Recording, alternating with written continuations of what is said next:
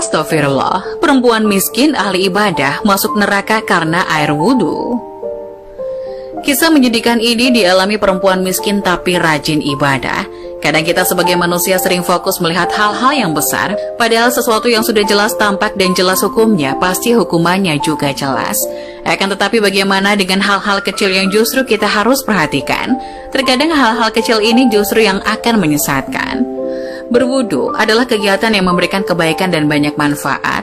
Dengan berwudu dan menjaga wudu, umat muslim akan tetap suci dalam lindungan Allah. Lantas wudu seperti apa yang menjerumuskan umat muslim hingga ke neraka? Berikut ini adalah cerita tentang dua orang dengan kondisi yang kontras, seorang laki-laki kaya raya dan perempuan papa. Dalam keseharian pun keduanya tampak begitu berbeda. Sang lelaki hidupnya padat oleh kesibukan duniawi, sementara wanita yang miskin itu justru menghabiskan waktunya untuk selalu beribadah. Kesungguhan dan kerja keras lelaki tersebut membawanya pada kemapanan ekonomi yang diidamkan. Kekayaannya tak ia nikmati sendiri. Keluarga yang menjadi tanggung jawabnya merasakan dampak ketercukupan karena jerih payahnya. Lelaki ini memang sedang bekerja untuk kebutuhan rumah tangga dan pendidikan anak-anaknya perempuan seksi. Nasib lain dialami si perempuan miskin. Para tetangganya tak menemukan harta apapun di rumahnya, kecuali sebuah bejana dengan persediaan air wudhu di dalamnya. Iya, bagi wanita taat ini, air wudhu menjadi kekayaan yang membanggakan, meski hidup masih pas-pasan. Bukankah kesucian menjadikan ibadah kita lebih diterima dan hikmat, dan karenanya menjanjikan balasan yang jauh lebih agung dari sekedar kekayaan duniawi yang fana ini? Syekh Abdul Wahab Asy'arani dalam kitab Al-Minah Husaniyah mengisahkan suatu ketika ada seorang yang mengambil wudhu dari bejana milik perempuan itu.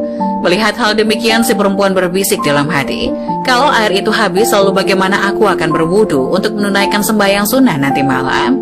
Apa yang tampak secara lahir tak selalu menunjukkan keadaan sebenarnya. Diceritakan setelah meninggal dunia, keadaan keduanya jauh berbeda. Sang lelaki kaya raya itu mendapat kenikmatan surga, sementara si perempuan papa yang taat beribadah itu justru masuk neraka. Kenapa bisa begitu? Lelaki hartawan tersebut menerima kemuliaan lantaran sikap zuhudnya dari gemerlap dunia. Kekayaannya yang banyak tak lantas membuatnya larut dalam kemewahan cinta dunia serta kebahilan. Apa yang dimilikinya semata untuk kebutuhan hidup, menunjang keadaan untuk mencari ridha Allah. Pandangan hidup semacam ini tak dimiliki si perempuan. Hidupnya yang serba kekurangan justru menjerumuskan hatinya pada cinta kebendaan. Buktinya ia tak mampu merelakan orang lain berwudu dengan airnya, meski dengan alasan untuk beribadah.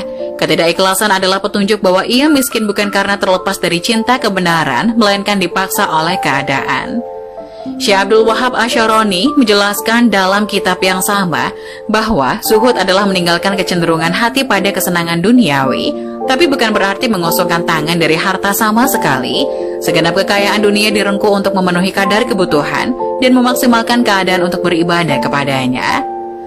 Nasihat ulama sufi ini juga berlaku kebalikannya. Untuk cinta dunia, seseorang tak mesti menjadi kaya raya terlebih dahulu, karena zuhud memang berurusan dengan hati, bukan secara langsung dengan alam bendawi. Maka kita harus benar-benar mampu menjaga hati ini dari kecondongan duniawi, agar kita tak sengsara di dunia juga di akhirat.